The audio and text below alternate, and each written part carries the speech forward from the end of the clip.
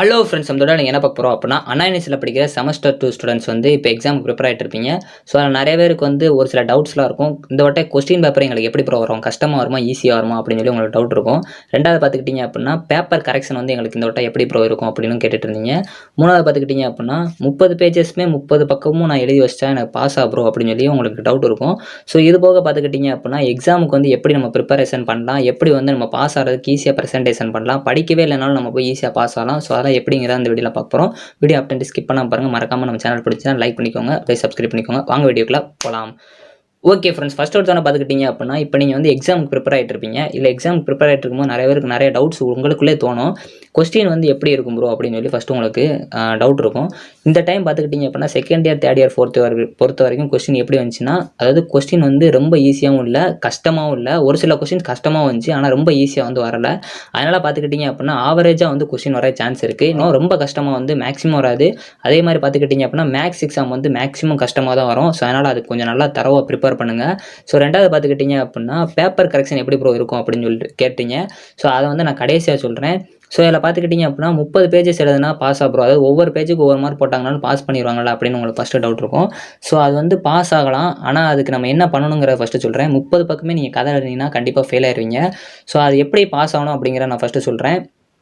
So இதுக்கு முன்னாடி பார்த்தீங்க அப்படின்னா, எக்ஸாமுக்கு முன்னாடி நீங்கள் வந்து கன்ஃபார்ம் ஒரு கான்ஃபிடென்ட்டாக ஒரு பிளானிங் போட்டு வச்சுக்கோங்க. அதாவது பார்த்தீங்க அப்படின்னா, எக்ஸாம் ஹாலில் 3 மணி நேரத்தில் எக்ஸாமுக்கு நான் வந்து கண்டிப்பாக வந்து ஒரு அரை மணி நேரத்தில் வந்து 2 மார்க்ஸ் முடிப்பேன். அதுக்கப்புறம் 13 மார்க்ஸ் முடிப்பேன், இல்லை 16 மார்க் முடிப்பேன் அப்படிங்கிறத ஃபஸ்ட்டு கன்சிடர் பண்ணுங்கள். என்னோட சாய்ஸ் படி ஃபஸ்ட்டு நீங்கள் 16 மார்க் வந்து அட்டன் பண்ணுங்கள். தெரியலைன்னா விட்டுருங்க, தெரிஞ்சுன்னா ஃபஸ்ட்டு அதை அட்டன் பண்ண பாருங்கள். ஏன்னா அதுதான் வந்து டயத்தை ரொம்ப நேரம் இழுக்கும். அதை நீங்கள் ஃபஸ்ட்டு ஃபேஸ் பண்ணிட்டீங்க அப்படின்னா, அதுக்கப்புறம் போக போக உங்களுக்கு டைம் மேனேஜ்மெண்ட் கொஞ்சம் ஈஸியாக இருக்கும். ரெண்டாவது பார்த்தீங்க அப்படின்னா, கண்டிப்பாக வந்து தெரிஞ்ச கொஸ்டினை ஃபஸ்ட் அட்டன் பண்ணுங்கள், தெரியாத கொஸ்டின் லாஸ்ட் அட்டன் பண்ணுங்கள். அதே மாதிரி கதை அடிக்கிறவங்களா இருந்தீங்கன்னா ஃபஸ்ட்டு தெரிஞ்ச கொஸ்டினை எழுதிட்டு லாஸ்ட் வந்து கதை அடிக்க ஆரம்பிங்க. அதாவது கதைனா ஓன் கான்செப்டாக இருக்கணும். அதே மாதிரி அந்த கொஸ்டினுக்கு ரிலேட்டடாக எழுதுங்க. சம்மந்தமே எழுதுனீங்கன்னா கண்டிப்பாக வந்து மார்க் கிடைக்காது. கொஞ்சமாச்சும் ஓனாக ரிலேட்டட் எழுதினீங்கன்னா கண்டிப்பாக மார்க்ஸ் அதிகமாக ஸ்கோர் பண்ணலாம். ஸோ அதுக்கப்புறம் பார்த்தீங்க அப்படின்னா கண்டிப்பாக பிளாக் ஸ்டிக் யூஸ் பண்ணணும். ஸோ அது வந்து யூஸ் பண்ணுங்கிறக்காக எல்லா இடத்துலையும் யூஸ் பண்ணக்கூடாது. ஃபஸ்ட்டு நல்லா தெரிஞ்சுக்கோங்க. பிளாக் ஸ்டிக் வந்து கண்டிப்பாக உங்களுக்கு தெரியும், அந்த கொஸ்டின் தெரியும் அப்படின்னா அந்த கொஸ்டினில் ஒவ்வொரு இதுக்கும் சப்ஹெட்டிங் போட்டு அப்படி எழுதுனீங்கன்னா கண்டிப்பாக அதிக மார்க்ஸ் கிடைக்கும். அந்த கொஸ்டினில் சப்ஹெட்டிங்கே இல்லை அப்படின்னாலும் நீங்களாக ஒரு சப்ஹெட்டிங் போட்டு எழுதினாலும் மார்க் கிடைக்கும். ஆனால் பார்த்துக்கிட்டிங்க அப்படின்னா அந்த கொஸ்டின் வந்து உங்களுக்கு சுத்தமாக தெரியவே தெரியாது. அப்படின்னா அந்த இடத்துல நீங்கள் பிளாக் ஸ்டிக் போட்டிங்க அப்படின்னா நீங்கள் ஈஸியாக மாட்டிக்குவீங்க. அதனால் மேக்ஸிமம் வந்து நீங்கள் ஒரு கொஸ்டின் எழுதுறீங்க அப்படின்னா அந்த கொஸ்டினுக்குரிய ஹெட்டிங்கை கூட நீங்கள் வந்து அந்த கொஸ்டினோட ஹெட்டிங்கை போட்டு நீங்கள் பிளாக் ஸ்டிக் யூஸ் பண்ணிக்கலாம். எனக்கு ஒன்றுமே தெரியாது ப்ரோ அப்படின்னா அந்த கொஸ்டினில் பிளாக் ஸ்டிக் யூஸ் பண்ணாதீங்க. எப்போல்லாம் பென்சில் யூஸ் பண்ணுங்கள். ஏன்னா வந்து அது வந்து பார்க்குறதுக்கு கொஞ்சம் பிளாங்க் கலர்லேயே இருக்கும். அது கொஞ்சம் டிஃப்ரெண்ட்டாகவும் வந்து ஷோ ஆகும். அது வந்து பென்சிலுங்கிறதுக்காக ஹெட்டிங் வந்து பென்சில் எழுதாங்க. அது வந்து நீங்கள் உங்களோட பென்ட்டே வந்து ஹெட்டிங் எழுதிட்டு கீழே அண்டர்லைனுக்கு வந்து பென்சில் யூஸ் பண்ணிக்கோங்க. இல்லாட்டி வந்து பாயிண்ட்டுக்கு வந்து பென்சில் யூஸ் பண்ணிக்கோங்க. அதனால் மேக்ஸிமம் வந்து பிளாக் ஸ்டிக் வந்து தெரிஞ்ச கொஸ்டினில் அட்டன் பண்ணுங்கள்.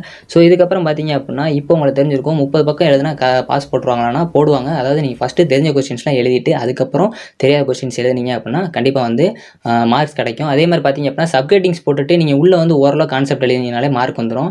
ஆனால் ஹெட்டிங் வந்து நீங்கள் கரெக்டாக போட்டுட்டு உள்ளே ஏதாச்சும் ஓரளவு உங்களுக்கு தெரிஞ்ச கான்செப்ட் எழுதிங்கன்னா மார்க் கிடைக்கும். அதனால் சப்ஹெட்டிங்ஸில் டார்கெட் பண்ணுங்கள். அதே மாதிரி பார்த்துக்கிட்டிங்க அப்படின்னா ஒரு கொஸ்டினில் டயக்ராம் இருக்குன்னா அந்த டயக்ராம் மட்டும் படிச்சிட்டிங்கனாலே போதும். அதை வச்சு நீங்கள் ஓன் கான்செப்ட் எழுதலாம்.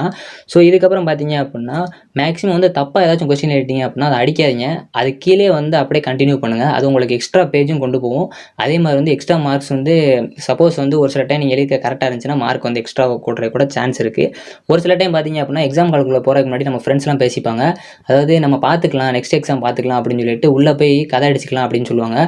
அதை நம்பி போய் நீங்கள் வந்து கதை அடிக்காதீங்க. நீங்கள் என்ன ப்ரிப்பேர் பண்ணியிருக்கீங்களோ ஃபஸ்ட்டு தெரிஞ்ச கொஸ்டின்ஸ் எதுவும் அதவே அட்டன் பண்ணுங்கள். கதை அடிக்கிறத எடுத்தோன்னே ஸ்டார்ட் பண்ணாதீங்க. அதே மாதிரி பார்த்துக்கிட்டிங்க அப்படின்னா இப்போ எக்ஸாம் ஹாலில் 3 மணி நேரம் எக்ஸாம்னா பாதியில் அதாவது ஒரு சில ஸ்டாப்ஸ் வந்து ஒரு 2 மணி நேரத்தில் நீங்கள் வந்து எக்ஸாம் முடிச்சிட்டிங்கன்னா கிளம்பலாம் அப்படின்னு சொல்லுவாங்க. அந்நேரம் உங்கள் ஃப்ரெண்ட்ஸ்லாம் கிளம்புறாங்கன்னு சொல்லிட்டு நீங்கள் கிளம்பிடுறாங்க. உங்களுக்கு கொடுத்த டைம் 3 மணி நேரம். அந்த 3 மணி நேரத்தையும் முடிஞ்சளவு கம்ப்ளீட் பண்ணி ஸ்கோர் பண்ண பாருங்கள். ஸோ இதுதான் ஃப்ரெண்ட்ஸ். கண்டிப்பாக வந்து இந்த சின்ன சின்ன டிப்ஸ்லாம் வந்து ட்ரை பண்ணுங்கள். அதே மாதிரி பேப்பர் கரெக்ஷன் எப்படி இருக்கும் பார்த்துக்கிட்டிங்க அப்படின்னா உங்களுக்கு வந்து கொஸ்டின் வந்து ரொம்ப லிபரலாக வந்துருச்சு அப்படின்னா ரொம்ப ஈஸியாக கொஸ்டின் வந்துருச்சுன்னா கண்டிப்பாக வந்து அந்த பேப்பர் நல்லா வேல்யூட் பண்ணுவாங்க. அதனால் எல்லாத்தையும் வந்து பார்த்து தான் திருத்துவாங்க. ஸோ அதனால் ஈஸியாக வந்த கொஸ்டின்ஸ் ஃபுல்லாக வந்து முடிஞ்சளவு நல்ல கொஸ்டின்ஸ் தெரிஞ்ச கொஸ்டின்ஸே ஃபஸ்ட் அட்டன் பண்ணுங்கள். கொஸ்டின் கஷ்டமாக இருந்துச்சு அப்படின்னா மேக்ஸிமம் லிபரலாக தான் திருத்துவாங்க. அதனால் வந்து அதில் நீங்கள் என்ன எழுதியிருந்தாலும் அதாவது கான்செப்ட் ஓனாக எழுதினீங்க, அந்த கான்செப்டை பேஸ் பண்ணி ஓனாக எழுதினீங்கன்னா அதுக்கு வந்து மார்க் கிடைக்கும். கிடைக்கும். ஸோ இதான் ஃப்ரெண்ட்ஸ் ரொம்ப ஈஸியான டிப்ஸ் தான். நீங்கள் வந்து இதெல்லாம் யூஸ் பண்ணி பாருங்கள். பிளாக் ஸ்டிக்கெல்லாம் கரெக்டாக வந்து யூஸ் பண்ணுங்கள். எல்லா இடத்துலையும் போட்டிங்க அப்படின்னா மாட்டிக்குவீங்க.